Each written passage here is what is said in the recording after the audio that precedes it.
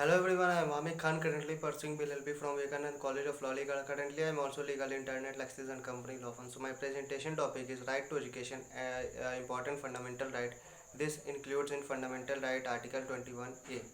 So an illiterate or a man without education is no more than an animal. Education emancipates human beings and leads them to the path of knowledge and gets them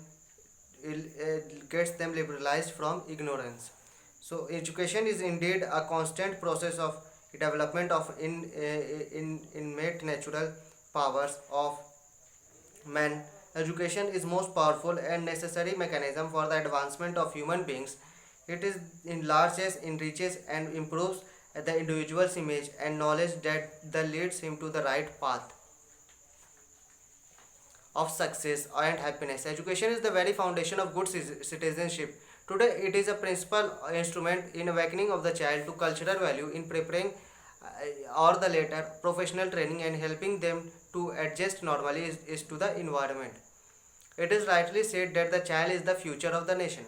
Both at national and international levels, efforts are being made to educate and more people as education contributes to the development of the society, which is consistent with the dignity of human being. United Nations on 10 December 1948 adopted Universal Declaration of Human Rights. The preamble to the UDHI states that every individual and organ of society shall strive the teaching education to promote respect for these rights and freedoms in accordance with the preamble of UDHR. Education should aim at promoting human rights by imparting knowledge and skill among the people of the nation states.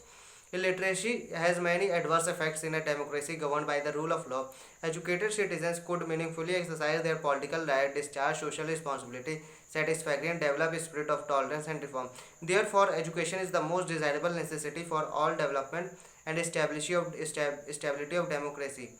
After about 100 years ago, Gopal Krishna Gokhale urged the Imperial Legislative Assembly to confer on the Indian people the right to education. The goal has been realized, and a century later, the government has finally come over all the odds and given effect to the Right to Education Act RIA from 1st April 2020. The right to education is now a fundamental right for all the children in the age of group of 6 to 14 years.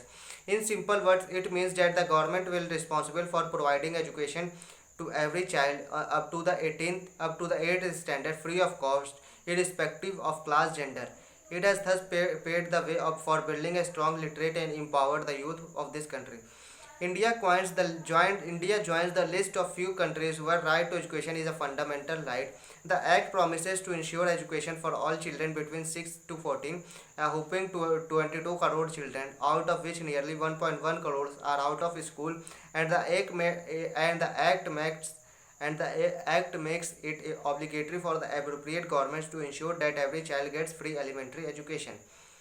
The law will benefit close to 1 crore children who do not go to school at present, but his implementation will be challenging for the government. The government will have to appoint 12 lakh teachers within 6 months, and these teachers will have to be trained within the next 5 years. The central and the states have agreed to share the financial burden in the ratio of 55 is to 45, while the Finance Commission has given 25,000 crore to the states for the implementing the act, and the center has approved an outlay 15,000 crore for 2010 to 2011. The Prime Minister made it clear that the diverse minorities and the girl student will be the focus of the effort to provide education to all, by saying that he wanted every Indian to dream with a bright future and live his dream. Dr. Singh emphasized his government commitment to making every Indian literate. It is forced us to see this goal through. The education in the concurrent list underlines the need for better cooperation at all levels. The seams are one shortcoming that it does not speak about millions of children who are in the age group of 0 to 5 years. If it is needed that the situation should gain be amendment and the children of age group of years should be included, as by the time the child reaches the age of 6 years, he or she gets into the child labor due to the poverty. Moreover, the situation only ensures that the child shall provide primary education to the up to the 6 to up to the age of 14 years, and the secondary and higher education is stringent and conditional upon the economic capacity of the state.